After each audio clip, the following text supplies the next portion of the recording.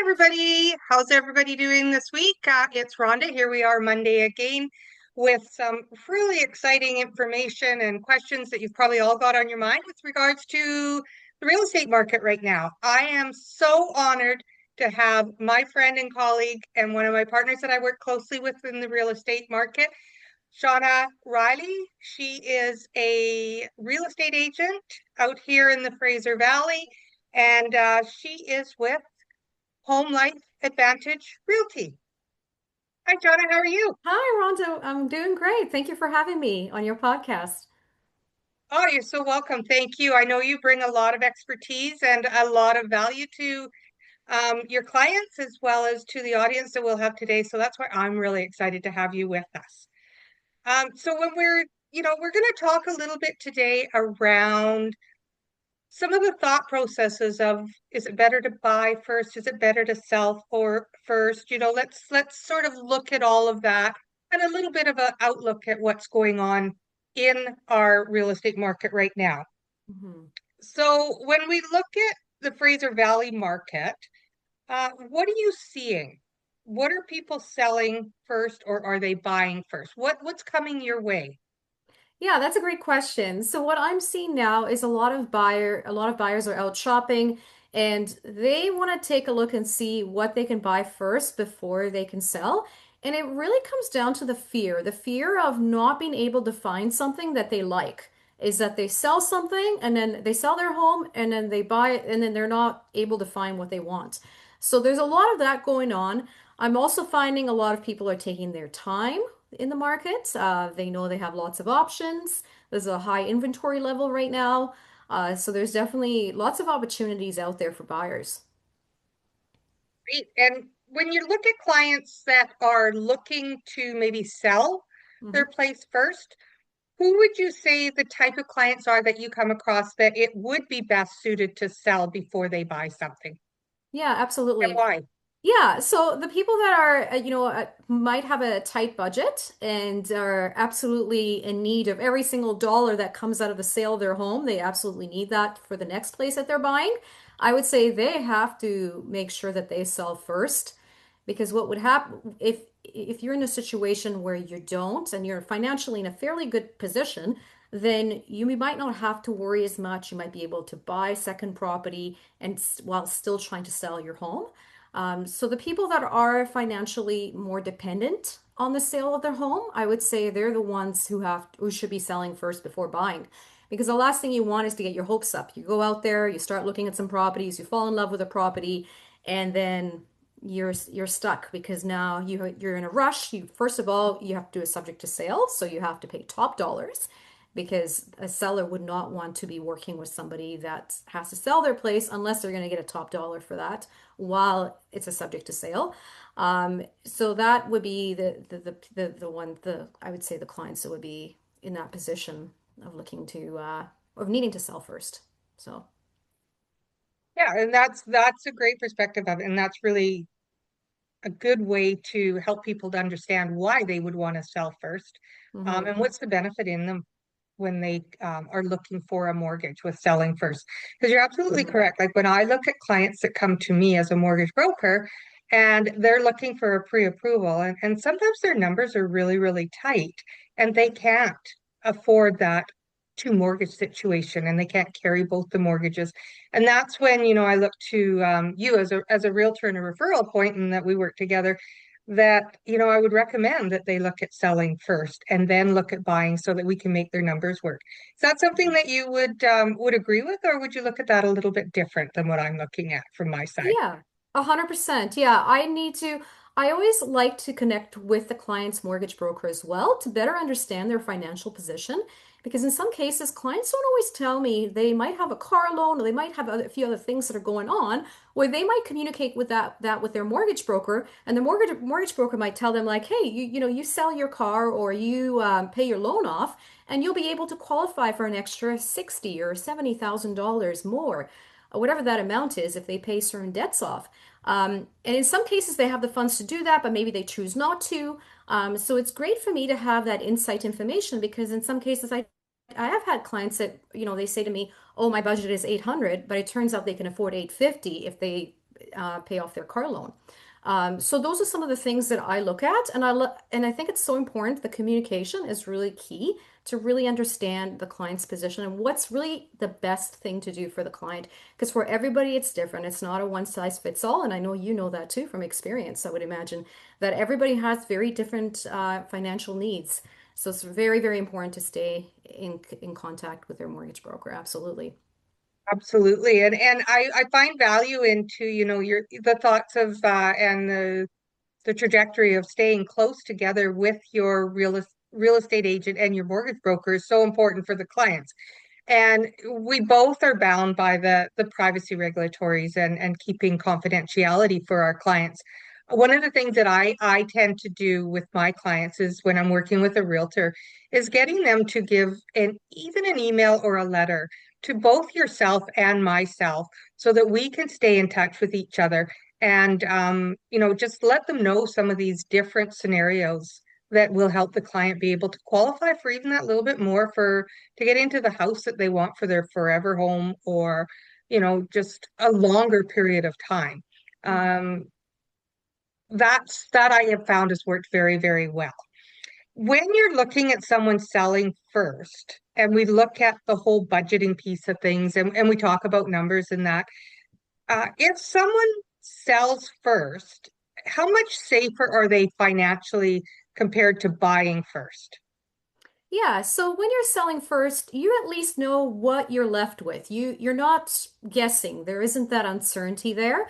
So you know that if we list at 700 and you get 675, for example, you know what you're working with. If we're listing it for sale later, and especially in this type of market where it's a down market, the neighbors next door, maybe in a month from now, if you're, by the time you get your home ready for sale and you're on the market, because homes are taking a bit longer to sell right now, is that you might find that now your neighbor might have sold for 650. So even though we might have anticipated that we're going to get maybe 675, now you're getting a lot less, you're getting less than what you anticipated. So there's definitely that level of certainty and confidence knowing when you're going in and you're putting an offer without a subject to sale that you do have room to negotiate on the price.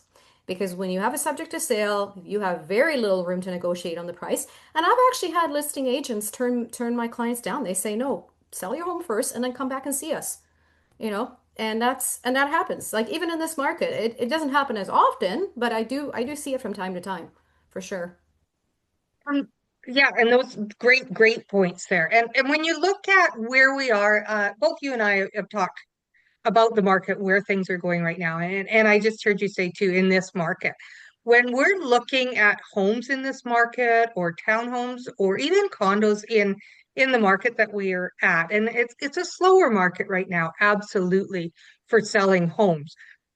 Are you finding when you're out working with clients with different homes, let's say, that there's a greater price drop in homes than there would be for condos right now? Or how is that comparing?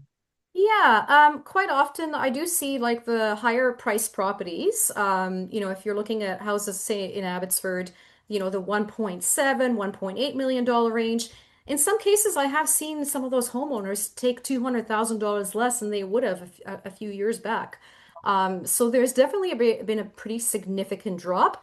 Whereas condos haven't experienced such a big dip because even if they, let's say, a house goes down in 10, 15%, and the condo goes down in about relatively the same 10-15%, that number is significantly higher on the housing side versus the condo. So yeah, Yeah, that stays in perspective. makes sense. Absolutely. And I can understand that. And a lot of times in our industry, and it's people's awareness and the fear that they have in making some of these moves because they just don't understand what the benefits are for making a move of selling first, or even what your cons could be with selling home. People get that scared factor and they're afraid of what happens. What would you say the worst case scenario would be if somebody didn't sell their home first? And how often does that actually happen? Yeah, I mean, it can happen, but we always do have a subject to sale clause. That's really there to protect our clients, my clients, as I put that in there. I would never ever recommend, just, not doing that because I have heard of scenarios where realtors have done that. I've advised their clients, don't put that in there. It makes it a stronger offer, and then they try to sell their home, and then they weren't able to sell it, and then they've lost their deposit. So you definitely don't want to go that route. But the risk is really if you're not able to sell in time, is that you do have that protection because you have a subject to sale. Um, and you might have to let go of that property while you're still trying to sell. Unfortunately, maybe somebody else comes in and puts an offer that doesn't have a subject to sale and it gets accepted. So you do have to make sure that you don't fall in love with a home, you don't get emotionally attached until you know you have sold your house and it's a done deal. So I think it's so important. But the big thing, I guess, too, is we do have backup plans in place that if you do end up selling and you don't buy, that's another one, So another thing too is long completion dates is something I always recommend to clients to give us enough time to look for a property to buy. And then I would always say always have a backup plan. The backup plan could be staying at mom and dad's place, staying in an Airbnb. And I've had clients that have said to me, "No way am I doing any of that." And then they've received an offer that's a very strong offer, and they're like 10,000 more than what I expected. And it's like, yeah, I'll move out right now then. If I have to stay Ready in to an go. Airbnb for 2 weeks, that's not a problem. So that happens too. Clients' perspective can change through the process. When they see a very attractive offer, they might say, yeah, okay, we can come up with a plan here. And if they can't and they don't want to, maybe they have young kids, they have pets, they don't want to do that, then in that case, they might just say no and not accept that offer and maybe might be willing to take a small, less for their home. So it just really depends. But once I have it in front of a client, that's when the decisions really start, they start coming up with solutions for sure in most cases, I would say, because they are motivated to make a move. So, Make a move on it. Yeah, yeah. absolutely. And and sort of just to complement that and work together with that as well is one of the things that I do with all of my clients too is, what, we strongly advise to have a pre-approval in place before you go out shopping so that you're not disappointed as well when you walk in, you find that dream home that you want, you put the offers in, and all of a sudden you can't qualify for it. Mhm. Now you're really disappointed. Or again, it could be very costly because you could lose your damage or your deposit on it. The other thing too that I always say too with putting a pre-approval, just because you've got a pre-approval, you know how much you're going in absolutely to, what your top dollar is that you can pay for a home. It also gives you a little bit of an exit strategy too, sort of like, subject to sale, subject to financing, I find also complements the clients as well. Because if something does come up after they've walked away and they've made a different decision on that house or they notice something, it gives them the opportunity to pull out of the offer before the subject closes. So that's another way of working with our clients too, to make sure that they're fully taken care of and educated on what all their options are. Yeah, Um, absolutely. And one thing I wanted to note too about that, about the pre-approval, and I've had clients in this situation where a client says to me, Shauna, my maximum budget is now 900, but I don't want to go that high. Like I know I can qualify for 900, but I want to stay in the 700 price point. And I've had that with a client. And so I don't just look at what can they afford, but what is their lifestyle? What kind of things do they enjoy doing? You never want to be, cash poor, house poor, because all you do is you're just paying your mortgage payments, but you can't enjoy a vacation, you can't enjoy your life. So that is something that I take into account too. I really do get to learn who my clients are and what's important to them. What is their strategy?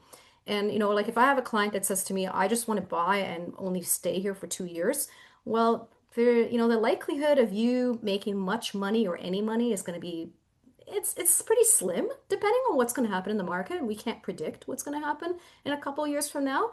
So I always think of real estate more of a long-term plan and where are you going next? If you are okay, maybe you do want to buy and only stay where you are for 2 years, but what's the next plan? Maybe they're downsizing, maybe they're upsizing and moving out of the province. So I look at everything. It's a whole overall picture. It's like a holistic approach, I guess you can say, is a good way, yeah, to look at it, I guess. So. exactly. Yeah, Yeah. and that's so true. And I'm glad you brought that up too, because that is such a key piece to remember for clients too. You may be qualified for a $950,000 mortgage, and you're going to be cash strapped. That's the maximum you can go. And there is nothing worse than somebody owning their home and not being able to have any other enjoyments. So really good point. And I really like that with you, Shauna, as I've gotten to know you and we've talked more, is that care for the client and really what's important to them and what, like instead of just going out and finding that home that they can qualify for, you really dig deeper to understand who that client is. And that is such a strong piece of our business is, getting to know that client and truly caring for that client. So thank you for bringing that up because I know just from us talking, I know how important that is to you too. And it's also very important to me. So really, really appreciate that. Now, you talked a little bit as we were chatting around some of the how to turn the fears into a confidence when you're buying places, and maybe you haven't sold your home, and you talked a little about having a longer completion date or a backup plan, which I really liked. Um, Talk a little bit around one of those backup plans is, the rent back. Mhm. A lot of people may have heard that phrase, but don't really understand what that is. Yeah, that's a great question. So that would be, you're continuing to live in your home and you're paying rent to the new owners that are going to be purchasing your home. I haven't encountered that myself, but I've encountered it, like I haven't encountered it on the listing end, sorry, on the buying end, but I have encountered it on the buying end. I have had somebody ask me that before. If the owner cannot find something, if they can rent back for a couple of months from my clients. So I have come into that across that before, but they were able to find something, so everything worked out at the end. But the renting is more, I guess, I suppose you could say more on the renting, finding short-term rentals could be a solution. If you're not able to perhaps find something, but the dates don't line up. That's actually the biggest thing, is what I find. And my clients don't typically understand that part of it. Is the lineup, the dates almost never line up. So if you're selling first, if you're buying first and then you're trying to sell, those dates keep getting moved up because you have to take into account the people that are buying your home too, is that they have different requirements for dates. So the likelihood of the dates moving up it's very highly likely that it's going to happen. So, Yeah, yeah, and that ties in nicely to when like when you look at myself as a mortgage broker, and you've got that buy and sell that's happening, and a lot of clients really worry about that closing date on their new home that they're purchasing is going to come first, and they have to pay out the funds to buy that home, but they haven't sold their other property yet, and there's got a shortfall between their buy and sell. And that's where we look at building the clients some confidence in how we can help them with that shortfall in the dates between their buy and sell. And that's with a interim financing or bridge financing. And it's a great way to secure up your new home while you're waiting for your old home to close on its dates of selling. And it allows us what we call like a bridge financing that we can work very closely together with yourself as a realtor, with the clients. We've got a solid purchase and sale agreement in place. We can absolutely support that short bridge date between your possession date and your closing of your sale date. So, you talk about building the confidence into clients, which is really what we want to do, and take that fear away so that this is an exciting part of their life, buying a new home or moving into a larger home or downsizing. But there's so many fears and aspects of, the markets, the economy, the financing, and, working together strongly with, your mortgage broker and your realtor can mitigate so much of that it does turn into an enjoyable situation. absolutely. What are your Yeah. thoughts around things like that? How do you advise your clients or work together with me as a mortgage broker to Yeah. give the clients that peace of mind? Yeah, I always advise clients to just to have that conversation with their mortgage broker. to connect with you and find out, what are their options in terms of bridge, like you mentioned, bridge financing. Because I believe, and you can correct me if I'm wrong, but there is usually a small little fee that goes along with it. So if there's a bridge and there's 2 weeks, for example, there would be a fee associated with it, but it's still better than losing out on a deal. And so you definitely factor that into your cost, but it's very minimal usually. It's not a huge cost. So that is something that I always do advise my clients. Make sure that you connect with your mortgage broker because my understanding is, Rhonda, and you can correct me if I'm wrong, is that all you can always do bridge financing as long as your property it has no conditions, like it's a firm sale.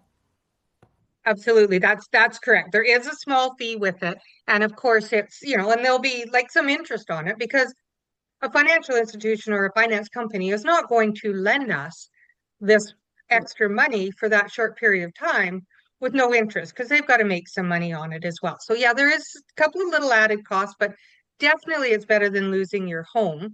And you have to have a firm purchase and sale agreement in place with the subjects all removed off of your home that you're selling so that there's a for sure piece that when you go to sign the final documents at the lawyer's office when you've purchased your home, that'll be part of the conditions and that lawyer's just going to pay out the financing on the other side. So you don't want something to fall apart on your sale side. So really good point, and you're absolutely correct, Shauna. If there is Mhm. that two little things there for sure to keep in mind.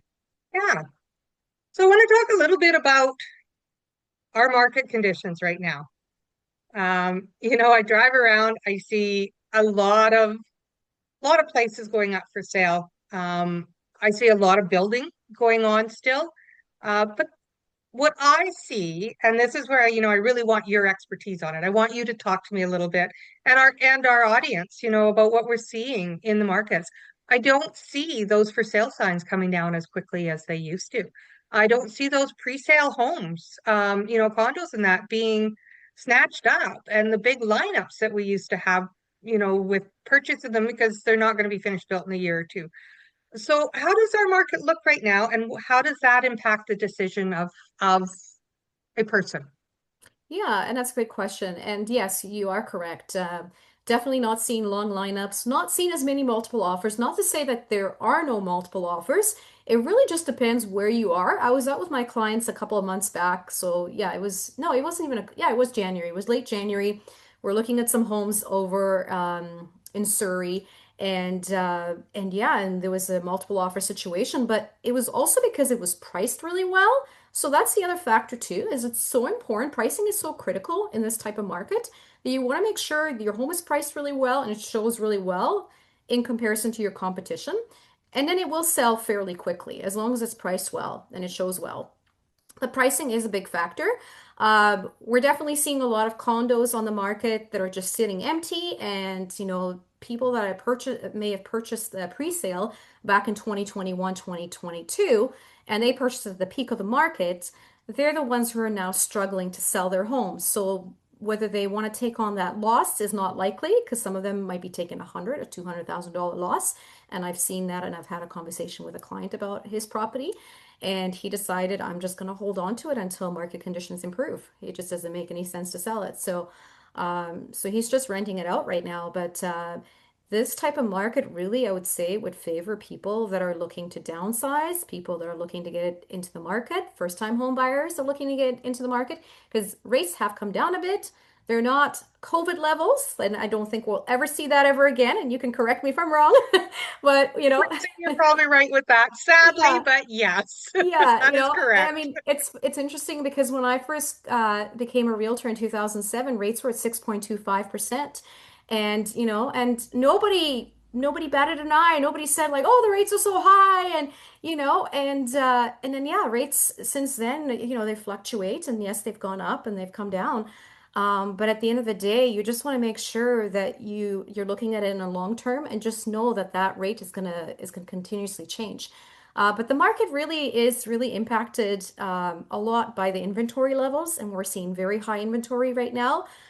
Job opportunities, the economy in general, uncertainty with what's going on with Middle East, the war in the Middle East. So there's so many different things that are going on that are impacting the market. It's not just one thing, but the rates are not impacting everybody. And and even when we saw the rates really go up pretty high and they've come down since then, they're not impacting everybody. For the clients that are downsizing and maybe their home is paid off completely, they don't care about the rates. They don't care what's going on in the economy.